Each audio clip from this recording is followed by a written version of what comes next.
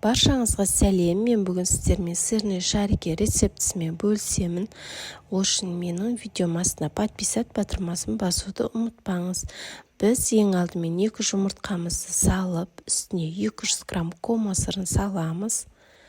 Және 80 грамм ұнымызды салып, үстіне тұз, дәміне қарай кішкене қара бұрыш саламыз.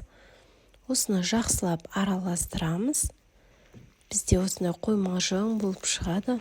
Осыны тарелкаға барлығын бір келке етіп, кішкенеден бөліп қоямыз. Осы қолымызды майлап алып, шариктерімізді осылай қолмен домалақтап аламыз, шарик жасап, және ұнға малып қоямыз. Менде бір 25-30 штуктай шықты.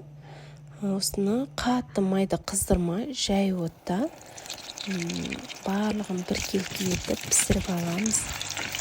Бұл бірінші піскен кезінде арасы созылып, созылып тұрады, піспей қалды деп ойламаңыздар. Өйткені пісіп болған соң, суыған соң, өзінің қатайып, өзінің формасына келеді.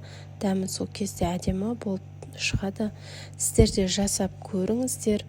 Өте дәмді сырный шарики оригинал рецепт. Бұл сіздерге ұнайды деген ойдамын. Менің видеомды көріп, соңына дейін көріп, маған лайк басып, маған комментарий жазуды ұмытпаңыздар. Көп рахмет сіздерге.